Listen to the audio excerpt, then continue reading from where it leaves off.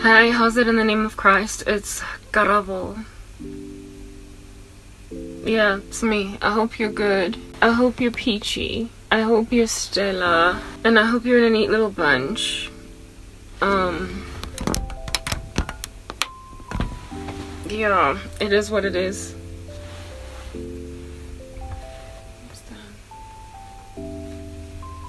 Okay, what's up?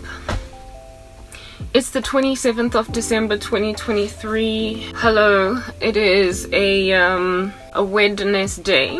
It's a Wednesday. Didn't work out Monday or Tuesday, and I'm not gonna work out today, tomorrow, and Friday. I'm just taking a break for a week. Why?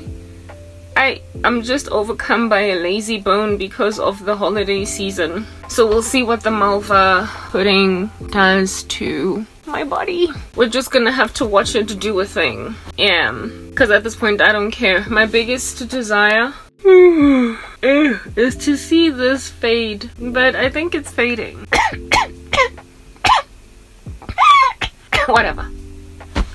I get to cough. Caveats. Captions not looking that good. Every so often they're inaccurate. They're also irreverent. Every so often using a small G for God. That's not me, that's the captions. That's the software. I don't have an editor.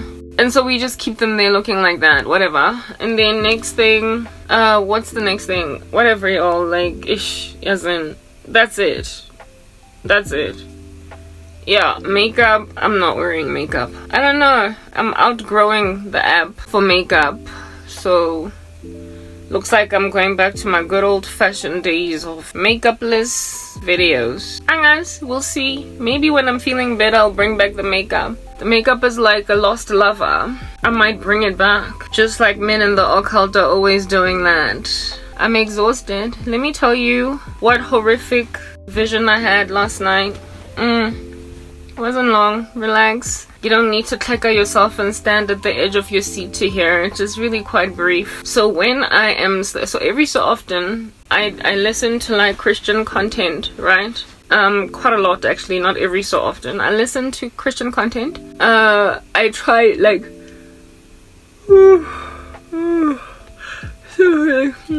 so I'll be like watching something on I'll watch like Netflix, right? And then I will, as I'm finishing doing my edits, watch some Christian content. And because I'm literally just like zonking away, I'll tell myself that I'll listen to the rest of this video lying down and just basically sleep from listening to it, right? Unfortunately for me, if I lie down, it's kind of over, you know.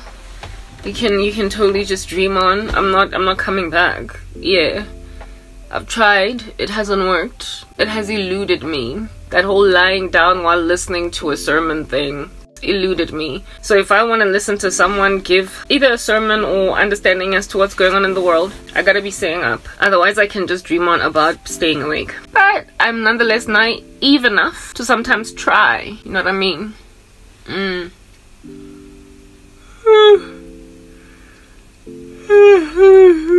Anyway, yeah.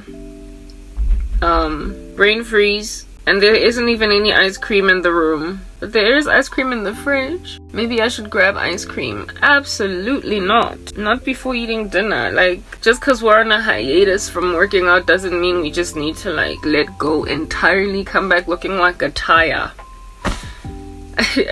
I once knew somebody who said that during COVID-19 lockdowns, they gained 25 kilograms. All I could think was, you did that to yourself. Because the moment you noticed 7 kilograms on the scale, you were supposed to scale back. You didn't.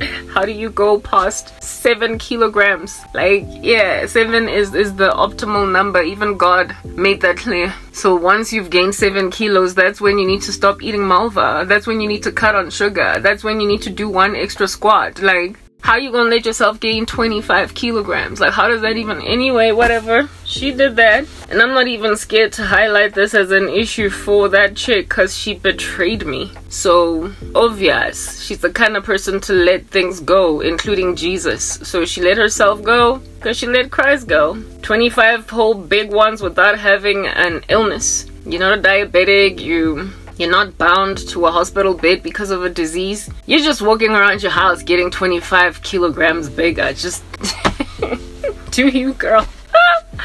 You are without excuse. Anyway, whatever. I'm not trying to mock, but I am. I'm bitter.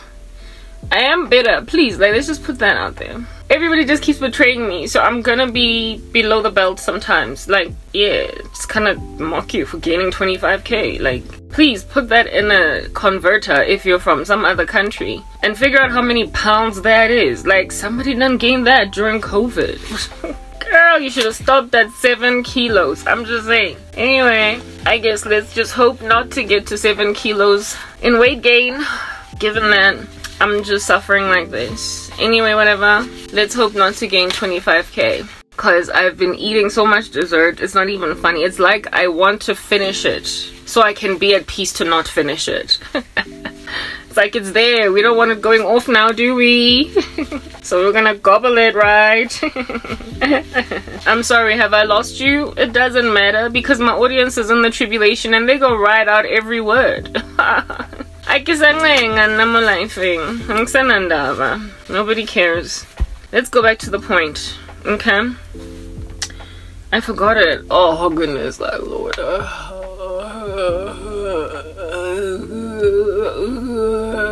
I forgot the point. Yo, some people might argue and say that, Gabo, you've let yourself go. Look at your hair. And I'm like, look at you being all left behind after the rapture. Beat that. I'm sorry, you guys are laughable. Anyway, I'm under attack.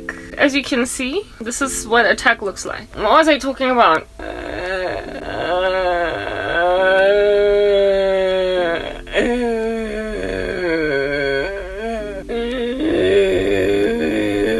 Why? Why?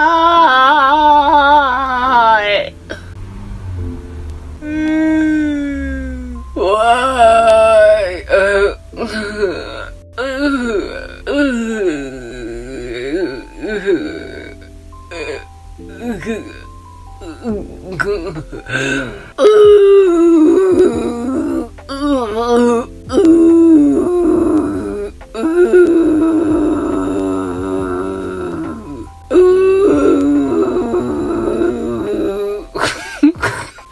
That's you guys after the rapture has happened.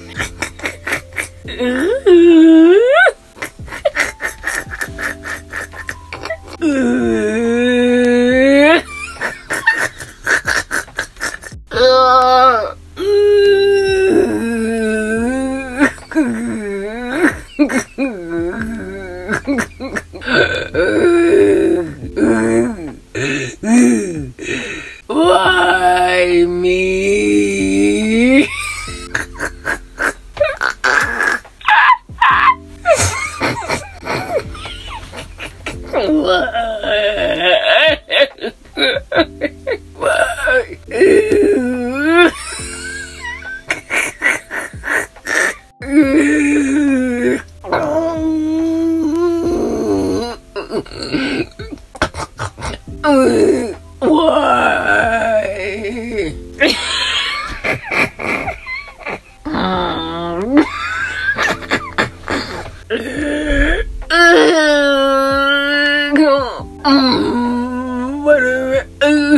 Why me? Why me? After the rapture has happened, you're on your pity party.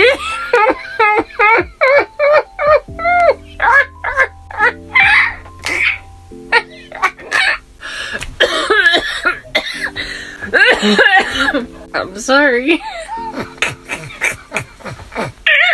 Oh, pity party. Yeah. Look at how the tables have turned. I'm now happy. And you're the pity party, because that's how everybody's gonna be looking at your sad state. Don't nobody care. Get over it. Jesus left me. He's forsaken me. Why did he take them? What did I ever do? I thought I was special.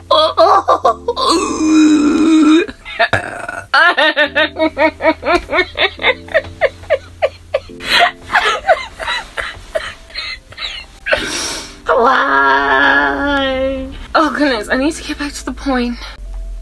Demonic attack. It looks like this. I don't know what to do. I'm so tired of fighting all this witchcraft, all these death spells. Yeah, oh, I finally remembered what I was saying. My train of thought, it's back. Oh, thank you, God. Yeah. A dream. No, it wasn't a dream. I was in that mode where I was lying down, listening to something on YouTube. It was a commentary on singularity. Artificial intelligence singularity. It was being covered by a Christian man.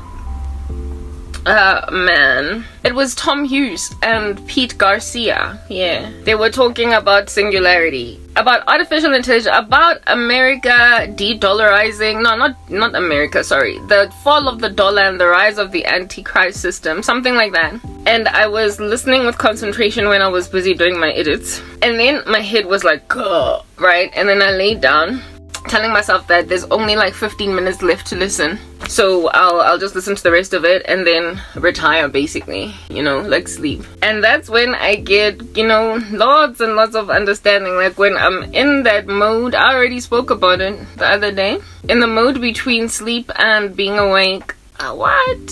Something. How did I open this? Anyway, it was a mode between sleep and awakened state, and this zone over here, when I am under a lot of spiritual attack and the devil has decided to pounce on me like a beast and claw into my back and cause me to forget my dreams so I can know exactly what's targeting me, or the myriads of exactlys, because there's sometimes quite a lot going on all at the same time. The Lord uses this mode to show me. That's why you're so bombarded today, girl. And I was only able to remember the dream where my ex-boyfriend was doing a strange thing, but no, when you foster, like forstiti, like, ish, y'all, you know what, like, I'm being abused, ish, but ish, as it is. Okay, let's just talk, alright? Yeah. So there's this thing that witches do, that when they discover, or even without discovering, but when they don't want to get caught, not that anybody wants to get caught, but there's the super careful, the just in casers, okay? The just in casers. They do a cloaking spell. I keep repeating myself, it's so boring. They do a cloaking spell to basically hide their faces so that you will not see them. Alright? However, whatever it is that the sorcery intends to achieve, that'll just continue doing its thing. Alright? So when they do cloaking spells, sometimes you could forget the dream, like at all, like completely, like the whole thing. You don't remember it. Or their faces don't show in the dreams that you get given. Yeah. But if the Lord wants to explain something to you with clarity, wants you to see knowing that the devil is out just stealing some of your dreams, when you struggle to remember, you're like, go on your head, go on your head, go on your head. Yeah. The Lord will then find a way to let you know exactly what's going on. The cloaking spells are concealed sometimes in people's faces that you've known in the past, and they will have certain characteristics, these people, and that will be basically the description of how the Lord sees these people. And so to also help you understand how you ought to approach the matter, right? So I had some dreams last night that I was only able to remember fragments of during the day as it progressed. I'm like this because of all that demonic attack. And when I dreamt about those, when I had those dreams, the people in my dreams were from so long ago, and I so did not keep in touch with those people that there's no way that they would have cast spells on me. However, whatever it is that was the significant climate of emotion in my heart concerning those people at that time, that's what the Lord uses to help me understand what is being communicated here. What the witchcraft is intending to do, right? So as to not lend me to the inclination towards accusing those people of doing what they did, but rather take the climate of my relations with them at the time as the message. I'm gonna explain what I mean by that just now. Chill. That's up. Ayo!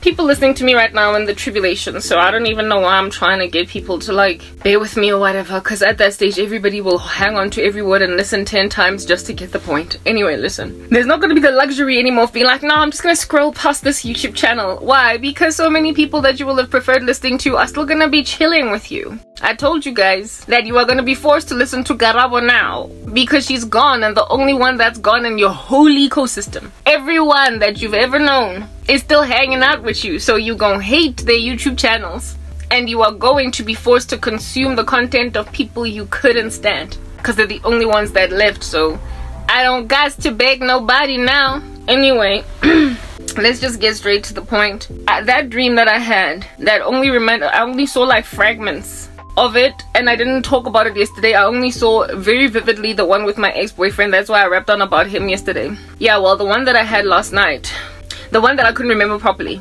the Lord gave me the pretty much rest of the fragments of that dream in that mode that I was in while watching Tom Hughes and Pete Garcia. I was trying to stay awake. I was literally in bed, like flatter than what I am now. Like I was on the bed and I was looking up hoping to stay alive, but I was already kind of zonking out, you know. I was hoping to stay awake and to actually audibly hear what Tom Hughes was saying and co. But I sunk into sleep mode, that fuzzy region between awake and sleepy. Yeah, that mode, it comes on you, you guys know, before you sleep, right? And it also comes on you just as you're waking up. You're in the middle of worlds at this stage. You are slipping out of dream mode, or you're slipping into it. That season, that's the one that God uses to be. It's like a, how can I describe? It's like a rat trap. Thank you, son. She's like my analogies, eh? Yeah. It's like a rat trap. It's like a trap of what it is that what tried to escape you, to elude you. Whatever tried to elude you in your dream space. Like you dreamt about it, and as soon as you came out of sleep, the devil was like grapes, try to basically make you forget it. The Lord uses that season, for me anyway, might happen for you guys too, as a rat trap, because I am awake enough to remember everything, but I'm also still in sleep mode. So basically sleepy enough for me to get all that spiritual understanding given me, but without forgetting it. It's a rat trap. The Lord traps dreams that the devil could basically steal, or understanding that the devil could steal, in that space. He traps it in that space, and so I hear a lot, and I get given a lot of visions, dreams, like whatnot, in that little mode. It doesn't last long, you guys. It's like what, 10 seconds, 15 seconds? 15 is long. How long does it take for you to like slip? And like just that mode where you're about to wake up, you know, that time to, yeah guys, it's not long, but the Lord uses it as a rat trap. It's rat poison. It kills some rats before they could escape. And those cloaking dreams, those not dreams, spells, those spells that are done in order to basically hide the face of the witch, or to make sure that you don't remember your dreams. The Lord uses this season to basically be like, this is it, get it, this is it, get it, run, go, catch it. And then God was like, oh. And then, hey guys, when you've been put in that mode, when you get given understanding in that little space, reaction, because it's like you're awake. Alright guys, your people are just evil. Oh goodness. It's like you're awake, and it's like you're in that space, actively experiencing that thing. Like being put inside an artificial intelligence virtual reality set where the stimuli coming at you, you can almost sense it, you can almost touch it. Like, you know those VR headsets where it is that you are actively interacting with some holograph, but it's not really there. To other people that are looking at you, you're just waving your hands in midair. But to you, you're actually interacting with something in the VR space. Yeah. You literally get given the kind of experience that you would get if you were wearing a virtual reality headset. So you taste things, you can touch things, you basically experience the intention in a very waking moment. in a way that is not the luxury you get when you're in a dream. I know there are dreams that feel very real, but when you wake up, it was a dream. You were in a spiritual state in a dream. But when you're awake and you are experiencing something and you touch it and you feel it and you taste it, that ain't no dream. You know, when you can actually smell whatever it is that ought be the scent that comes from that particular thing that you're interacting with, and the scent, when you wake up, it lingers on for like that 5 seconds brevity after you've completely snapped out of dream mode. So it's just crazy real what it is that you feel. And so the emotions of disgust are real. Let me give you an example. Never mind just disgust, but the feelings are real. Let me give you an example of one dream that I had that was just so, like, one such dream that was so incredibly demonic and potent that I had to jump out of bed because I thought there was something in my bed. I mean, poopa. I was in dream mode, fully immersed in it. But then in the dream, the dream was so horrible. I was being so afflicted in the nightmare that I basically realized in the dream that I was dreaming. And so I was forcing my body to wake up and get out of this nightmare. And so I willed myself in my dream to wake up, wake up, wake up, wake up, wake up. Ooh, guys, as in just thinking about it makes me cringe. These things are real, y'all. Like, y'all can't ignore the spiritual space. It's a real thing, and if you don't have Jesus, you're in quite a lot of trash. In that dream, I even kept saying, leave me alone in the name of Jesus, and this thing wouldn't go. It's written in God's word that some demons only come out with fasting and prayer. So even if you cast them out in the name of Christ, if you're not fasting, it's not gonna go anywhere. It's gonna bug you until you enter into a fast. So I believe that was one of those where it is that you tell something to leave in the name of Christ and it won't leave you alone. That's what I was doing in my dream. And whew, guys, yeah, so I realized in that dream that I'm in dream mode. I then try to get myself out of a dream by saying wake up, wake up, wake up, wake up, wake up, right? I finally then do, because I literally, like, I was pulling my body up from the pillow. Like, in the dream mode, I was pulling myself so as to sit in a 90-degree angle. And that's when I finally woke up. But oh, guys, when I finally opened my eyes, whatever was attacking me in my dream lingered for the next maybe like 3 seconds. Guys, it's like, oh, God have mercy, just thinking about it.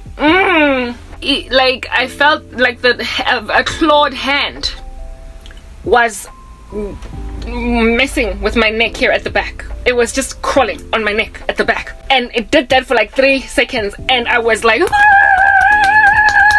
and I jumped out of bed trying to see if there's something in my bed. It was all in a dream, but whatever it is that was holding me hostage in that dream didn't want to let me go, and it peeped out into waking space for 3 seconds and made me act like that, try and get something off me. And my sheets, like, I removed my bed linen to make sure that there's nothing there.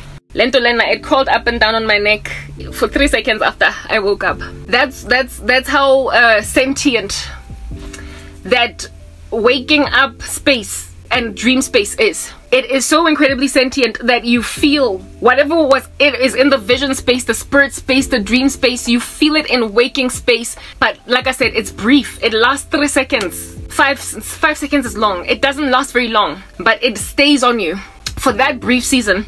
So you feel things, you taste things, you smell things, yeah, briefly for that season. And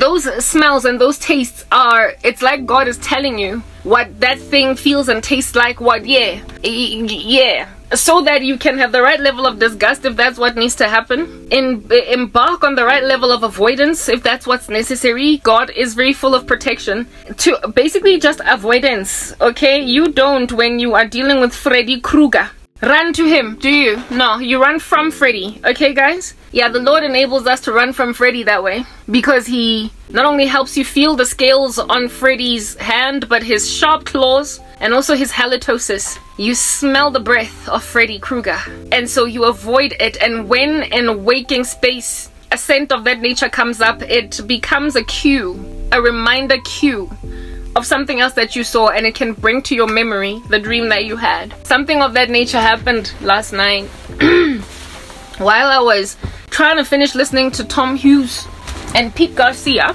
and wasn't able to because I was like, ugh, you know, zonking out entirely. And I entered for 5 seconds into that dream mode, and as I was about to completely zonk out, I quickly woke up because something hella disgusting. Oh God, have mercy. Wait a king, Baloi, you will get exposed, y'all. Y'all will get exposed. I'm just saying. Like, how when you are not fit for a person, you're not fit for a person. Oh goodness, if you are not fit for a person, you're not fit for a person. Last night, as I lay in the middle there of this mode, I suddenly woke up on some literally like that. And after being like I still was hearing Tom Hughes and Pete Garcia going on my phone. And then I was like, goodness gracious God, how long am I gonna be going through this? I got out of that dream mode with a physical feeling that made me be like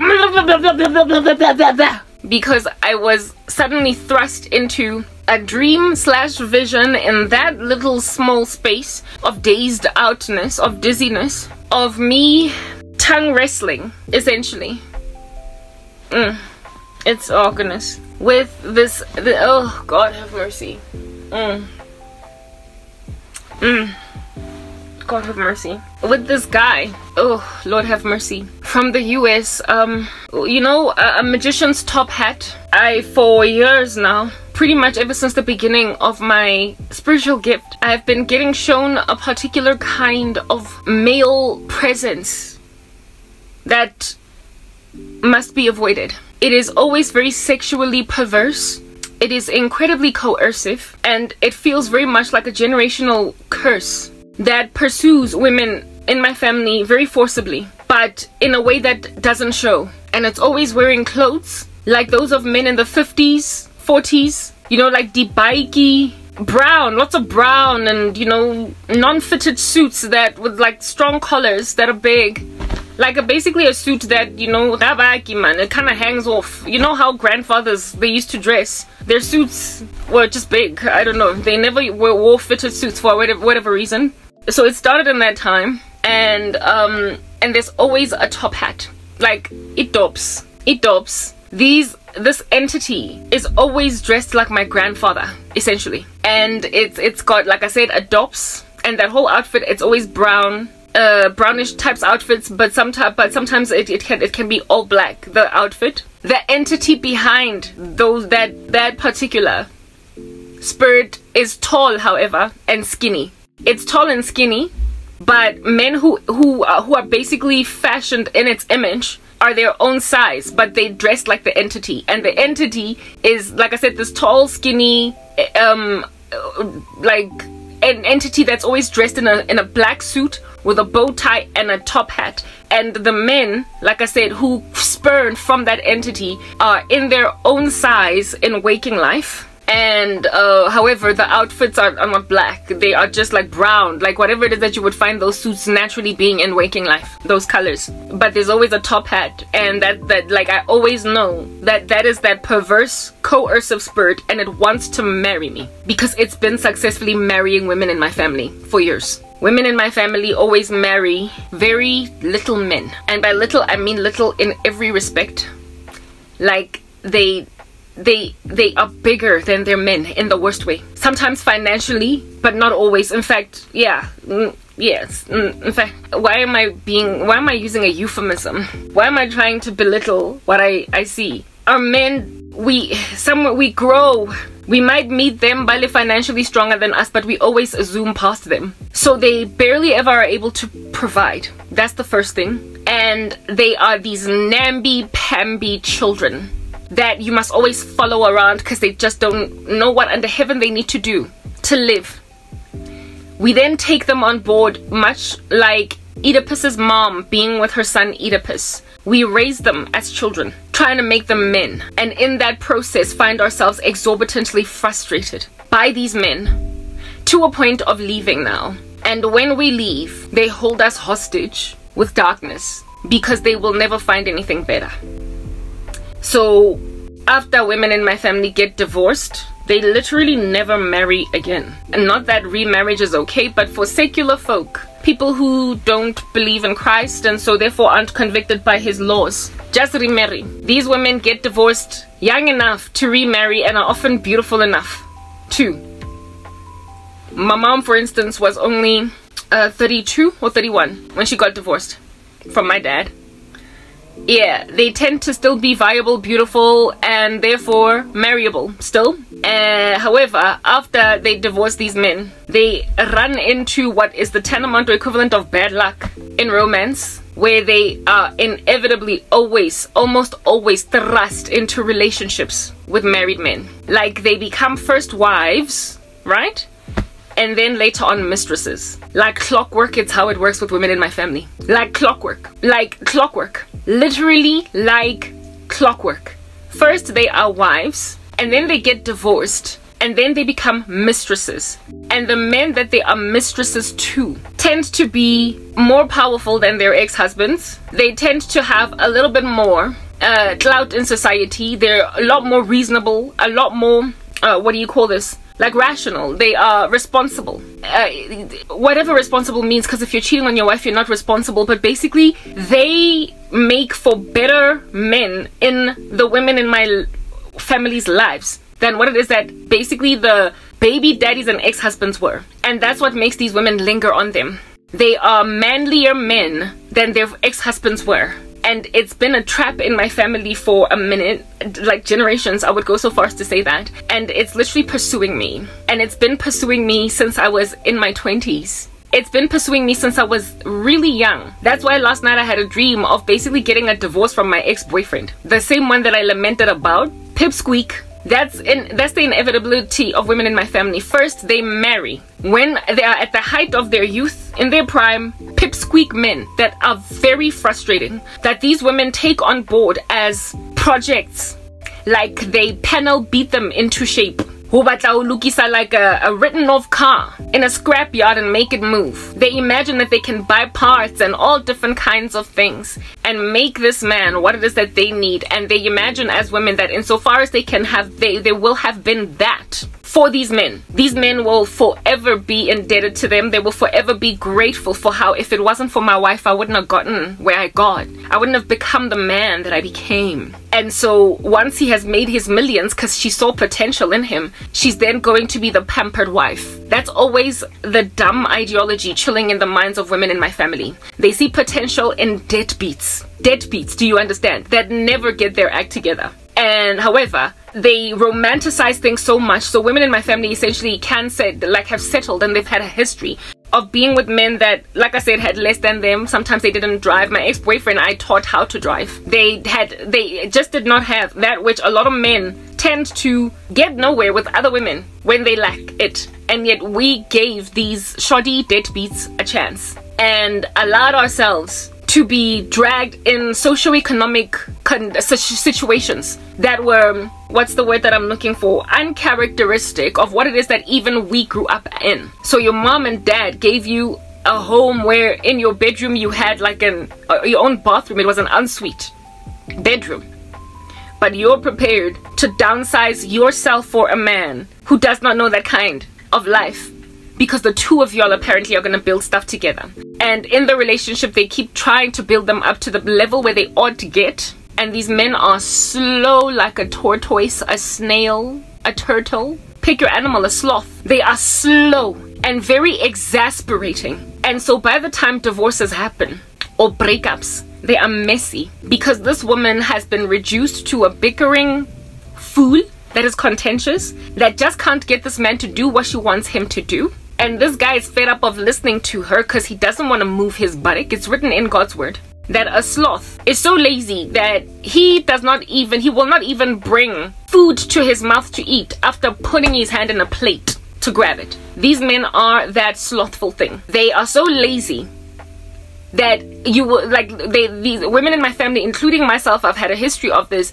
They will basically arrange things in the ecosystem of this man so as to make him merely glide into his future. They will do everything for him. 1 minute. They will do everything for this guy. And this guy, despite the fact that his shoes have been put on the floor, the left one on the left, the right one on the right, this guy will still insist on getting out of bed, and instead of slipping into his shoes that you've put right there for him to walk in, he will then make a decision to walk barefoot for 2 kilometers, have blisters on his feet, and then lie on the road refusing to even call an ambulance that he might at least get like patched up, bandaged, so that he can recover and then maybe go back and, you know, wear some shoes next time. Like, he will just lie there, even getting bed bugs and stuff from just lying in one position. And because of the position that he finds himself now out there, the woman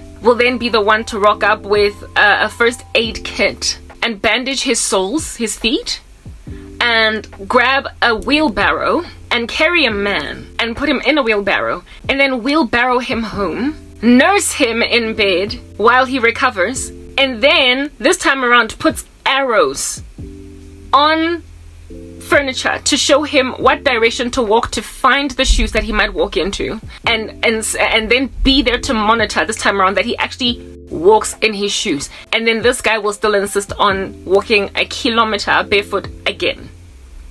And it is the frustration of observing this activity for what is the equivalent of literally years that ultimately caused the women to be like, no, I'm sorry, I'm leaving, and will have also caused so many fights in the relationship that the woman will have eventually, even though that was not her intention, she will then have eventually emasculated the man. In other words, spoken about him as this namby-pamby, slothful, useless boy that's not doing what he's supposed to as a man. When you start to compare your boyfriend to all the other guys in the room, and you're like, even your friends are doing better than you. And that's not the kind of thing that a woman should be saying to a man, but you put yourself in a position to discourage a man and emasculate him like that when you keep on thinking you can panel beat a bugger into shape. Like, if he doesn't come ready-made or at least self-motivated and is driving himself to achieve his own goals, never mind with your motivation in the back end, if he's not self-motivated, you're gonna find yourself divorcing a man that was already very frustrating to you before you got married. But you were with this pie-in-the-sky dream as a woman, telling yourself that I was there for him from the very get-go. I was ride or die from the very get-go, and men always appreciate women that have always been there when it was hard. It's not the same thing being a helper suitable to a man that's actually soaring like a bird, or at least trying to walk like a newborn baby out of the pouch of a kangaroo. Not a pouch, sorry, out of like a brand new baby kangaroo. Wobbly legged initially until it can finally walk. Yeah, it's different when a man is wobbly legged and then he can walk because he's actually trying. But when he just lies there after being born and he doesn't even try, that's not the same thing. So while I have mad respect for ride or die women to men who actually are striving to get somewhere in life, I have no respect for women that are ride or die to sloths, to bums. And in my family, that's like a whole challenge. The women in my family are ride or die to seat reclined men all day, just smoking a cigar. They absolutely enjoy the maidi that are that ride or die. They merely enjoy girlfriends that are that loyal, but in the enjoyment are just, you know, at a party and not so much at work. They're at play and not at work. They're not striving to do better. I was pursued by that, predictably, as a member of my family. Yeah, from the time I was just a kid. All my boyfriends, without even an exception, never comba, 2 series, could not understand what their jobs were. There was only one boyfriend that I had that I knew for a career. Everybody else, it was sketchy information that I did not quite understand, and I still stayed with them. Yeah. And the person that actually had a job was the last boyfriend I ever had. Yeah, not over 5 years, and he stayed stranded in that job for 10,000 years before I finally managed to squeeze him as like toothpaste out of a tube out of that space. It was exorbitantly frustrating, and it eventually graduated me to a point of emasculation, where I was now talking to him like he ain't Jack, when I never wanted to do that. But frustration grew. Fangs on my skull, I was singing horns on my skull and fangs in my teeth, and so therefore I became a woman that I frankly was not supposed to end up as. That's what's up. And the females, the other boyfriends that I had, except for perhaps my first love, right? But I was with him at the age of I was like 16 and he was 18, so I would never really have known where he was going to end up. We were both in school, and then he first year, the higher learning institution after matriculating. There's no way that I could have known where he was going in life, but he was not a bum. The rest, however, that came after that guy were bums, entire bums, and I met them as bums, and I thought I could improve the bum state. It never really happened. So essentially what was going to ultimately happen with me, if I did not give my precious life to Jesus Christ, I was going to make like my cousins, my aunts, the predictable females in my family, and marry the bum that I had been most successful in moving just 1 inch in the right direction, even though I worked on that 1 inch over 5 years. Yeah. I was gonna marry my ex. I was gonna let him propose marriage to me, and I was going to inevitably, just as my mom divorced my dad, just as many of my cousins are about to enter into divorces, just as my aunt divorced my uncle, just as, yeah, you get my point. I was going to inevitably get a divorce, but I was also, prior to that divorce, inevitably marry a man that was not in my league, a man to whom I was more like a mother instead of a lover. I was gonna marry a man that was gonna frustrate the living daylights out of me, that was gonna make me covet women with stronger husbands, with stronger men, and it would have been that covetousness that would have then driven me to a divorce out of frustration with what I would have ultimately imagined to be the wrong decision that I made to marry him. I would have walked down the aisle disquieted by way too much in my man. I would have nonetheless walked down the aisle and told myself no one is perfect, and so we'll work on this in time. And seeing as we're married now, we've got all the time in the world. Except he was going to be even more lethargic, slovenly in the marriage, and so it was going to lead me to filing for divorce. I was gonna get divorced from my ex. It was inevitable, because that's just what happens with women in my family. They marry lovers that they were with for very many years that have been frustrating for them, and at the date of marriage even, the guys are not able to fully take care of a family because the woman is carrying so much of the weight of the whole thing, and they still marry them. I'm sorry, females. The Lord has made Eve for Adam and not Adam for Eve. So you don't get to build a man in your own image. A man is the one that should lift you up. He's the provider, he's the protector largely, and you are a helper suitable. You are secondary, he is primary. And so when you put yourself in the position to be primary, you are not only going to be met with the issue of Adam not quite being where he needs to be in life, but he will have a passive aggression about your attempt to bring him to where you want him to be, because inherently he understands that he's supposed to lead, and yet you're leading. That will make him not only passive aggressive, but deliberately make a decision to not listen to what you have to say, because man has been made to lead women and not the other way around. And also the Lord did say upon Adam and Eve falling that the judgment on Adam would be to try and rule his wife, to basically lord it over her with an iron fist. So leadership, headship, sometimes even to the point of being a despot, is just a thing inside Adam, meaning that being ruled by a woman will always come highly unacceptable to any society of men. And him also having a caucus of friends telling him stuff is also going to exacerbate what he imagines to be his emasculated state. And so the more you try to raise issues, the more recalcitrant he will become to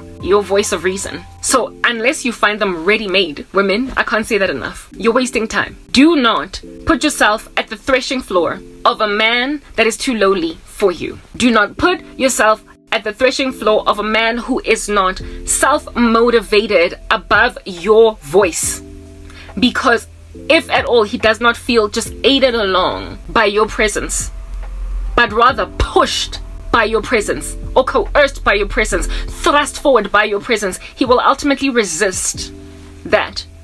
And so you're going to find yourself in Jafela Oporegile, and if you get divorced, Well, I mean, you can't remarry unless he dies. That's the thing. I'm here to be a gospel servant. I'm nothing but. And so therefore, divorce and remarriage will always be wrong. And so you can't remarry. And neither can you just merely have sex with anyone out here in these streets before marriage, because then that's adultery. And that's exactly what it is that my family members have done all this time. The devil is really smart. He knows how to deceive, okay?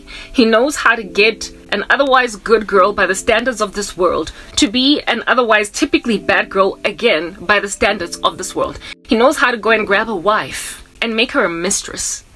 He knows how, over the course of a woman's life, to convert that woman from the girl next door to the girl to avoid from next door.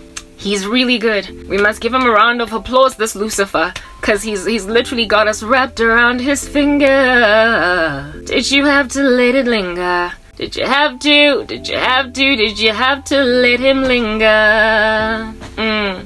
He knows how to wrap us around his little finger from the moment we come out of our mother's wombs, and the moment he has set forth the baseline, he just lets the rest outwork itself. So what's important is to first peg in a generational curse, and once that's in, I mean, the little girls will follow suit in Jeffela in due season. So too will the little boys. And if the little girls and boys follow suit in the generational curse, they will just be left alone to continue to self-destruct. But if they dare make like Garabo and, I don't know, give their lives to Jesus, what are you doing? That's how the devil looks at you. Nah. And so he starts to sing, we ain't going nowhere, we ain't going nowhere. Yeah, and with him wanting to lodge there, he will then cause persecution of your person by everyone that's still swimming gladly in the curse. And so they will deliberately try to block you from breaking past the curse, and that's exactly what's going on with my family right now. They're stuck in a trashy curse of being wives and then mistresses, and I am out here striving to be just a wife, and they are out here blocking the living crap out of it. My mom actually put a spell on me to not get married. Why? Because I turned to Jesus. If I hadn't turned to Christ, my mom wouldn't have done that. Why? Because she wouldn't have been given an urge by the devil to do that. What kind of a woman does not want her own daughter getting married? Yeah, one that is sitting in a generational curse that the daughter stands to break. That's what. Well, I mean, my mom is not the only one. So too did a whole bunch of my cousins come against my marriage prospects, aunts, and then of course friends who also are suffering from a similar generational curse to mine. So when it comes to the kinds of men that I've been drawn to, or that have also been drawn to me, it has always been pipsqueaks. In other words, men that were too small for me. They were never smart enough for me. They were never with earning potential big enough like mine. They never liked school. That's just a thing as well. That was challenging for me. I am an academic, even though people have kicked me out of the annals of universities. I would have if at all I was not met with a whole bunch of sorrow. Inevitably ended up a lecturer or something at a university part-time while running a business. I'm an academic at heart, and it will always stay that way for me, right? So for the kind of academic that I am, it's kind of disappointing that I've only ever been with guys like pipsqueaks, I told you, right? Yeah, men that also were happy to just kind of hang around swinging as on a hammock in one job for like years, without even trying to get out, without even trying to build themselves up. Yeah, such that, like, having met him earning perhaps 3,000 rands less than him, within 2 years you are earning 10,000 rands more than him. That's what under heaven it is that happened to me, and that's also under heaven what it is that keeps happening to women in my family. They meet men that are earning slightly more than them, and then in just a matter of months, weeks maybe, you know, a year or two, yeah, these women have caught up and maybe even proceeded past them, and as the years progress, the woman then becomes the primary breadwinner. Stay-at-home husband, rubbish, much, whatever, modern society, it can never work. For reasons I've highlighted above, it is not inbuilt in men to take in their stride being ruled by women. And yeah, not the other way around. It is Adam's curse to rule women. He will want to be a despot, a sovereign over her. And so if you imagine that you can socially condition a man by bringing him into 2023 in this progressive society to embrace being a stay-at-home dad, you're basically waiting for a murder-suicide gawking at you right there, where a man will eventually become so embittered, become like a whole flagrant alcoholic that'll then kill a wife, all the kids, and then himself, because the woman was working and successfully bringing bread home while the dude was out here mopping some floors. The stay-at-home husband phenomenon is not feasible.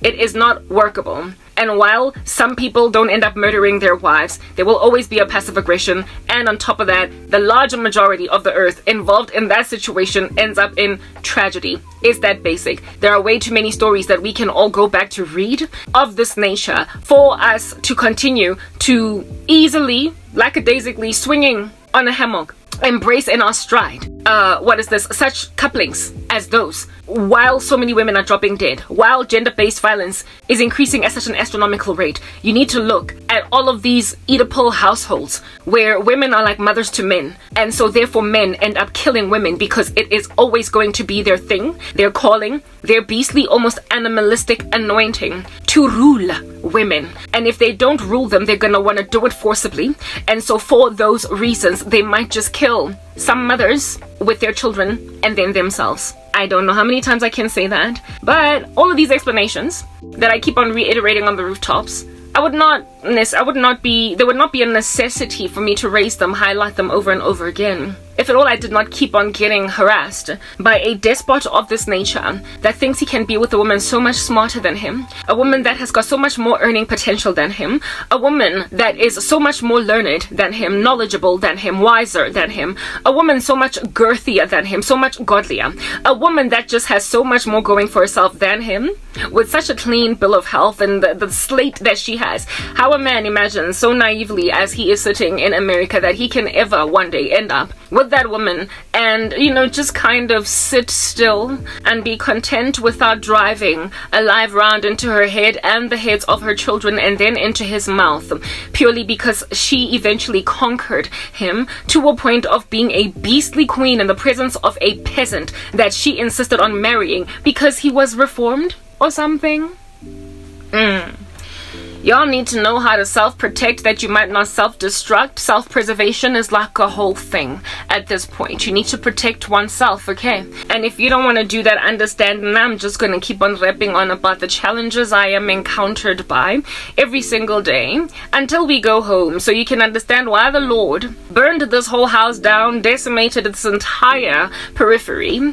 Yeah, because you literally tried to break that which was not broken. You tried to fix that which was not broken. It ain't broke, so don't fix it. God's rules, God's laws, his patriarchal order for society was not broken, but you try to fix it. Women, you insisted on being with men who earn less than you. Women, you insisted on being with men who are lesser than you, unintelligent in comparison to you. Men who are basically Neanderthals, who should be with other Neanderthal women, because then that's a perfect pairing. You insisted on raising them up to your level, and so therefore chaos ensued in all of society, causing a whole bunch of angry women that ended up married to some pretty treacherous men, and so therefore they're now unsupportive towards other women, taking away from society therefore the nurturing spirit of women. And when you take that away, mixing it with an increasing violence in men, you just have anarchy.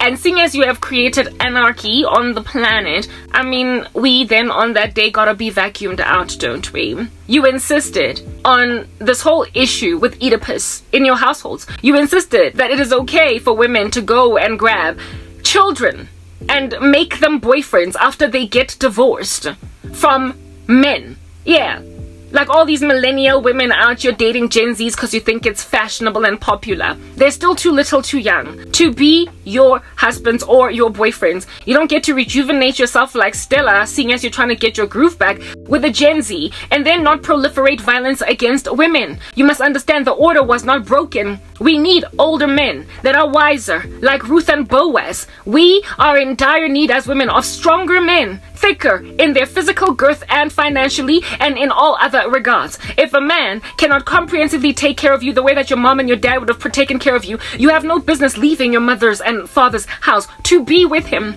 Stop dating Cz'f just because somebody is adorable. High school students, y'all need to wait until you are all at an age where a woman can now feasibly gauge. That's why I wasn't able to figure out what was going on with my first love, because he was 18 and I was 16.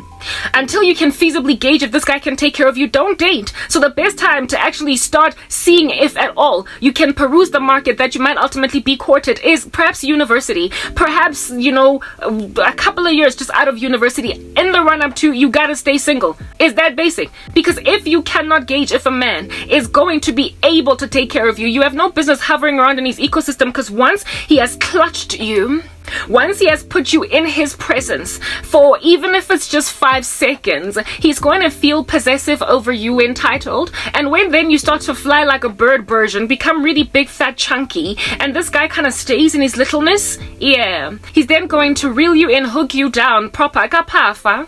He's going to go and reel you in and hook you down, kanaleti, kastunya. Anything. He is going to try and bring you down to his level. So when you date in high school, you don't know if little Tom or little John is going to become Big Tom or Big John. And so because you don't know that, do not date him until he is Big Tom or Big John. Because only Big John can take care of you, not little John. So stop dating in high school. Like, I can't say that enough. Stop dating in first year varsity. Wait until you can gauge the prospects of a man being in your league rightly, so that you don't win for yourself a whole pest, a stalker that has just tasted you. The fella licked you once. You've made out. You've done all these things. Yeah. The moment he tastes you, he's going to feel possessive over you. And so if you grow and thrive and dare imagine yourself as one that's going to get her own man now, some other dude, he's going to be like, not on my watch. Not on my watch. They properly say not on my watch. So the best way to protect yourself is to just turn down everybody that asks you out in high school, so they never get to taste what your tongue tastes like. And then go on right ahead and only be with the guy that's going to be your husband. That significantly minimizes how many men are going to throw witchcraft spells at you or at your marriage. How many men are going to insist that you don't go anywhere in life. Yes, of course. There are crazy men out there that'll bewitch you, having never been with you, having never even pursued you. I've got enough of those in my life, but I promise you my life would be a lot easier if it was just them. If it was just a psychopath from a distance, looking at me, literally just kind of hovering over my windows, blowing into them, and spelling my name while I sleep. If only I had those little creeps, I'd be better off. I would. But instead, I've got creeps that also were my boyfriends. I dated them. They tasted me. And so for those reasons, they feel entitled to me. Went on, same guys, to marry some other women while leaving me destitute. Wait again. When I lived the problems, there's issues with that whole system that you think is broken. And so because of the fact that you think the system was broken that Christ created, you've destroyed the earth. Look at that. It's like this burns everywhere. Fields are smoking because lifidile, with your intention to basically flip a model that the Lord perfectly created. You were like, no thanks, I'm gonna do it this way. And so because you wanted to do it this way, look at the world. Look at how I'm being pursued by Seboto that's been in and out of prison because I thought I could fix a man. Let's move to the next part. Of course, you guys know I'm thick with explanations, so I can't all fit it in an hour.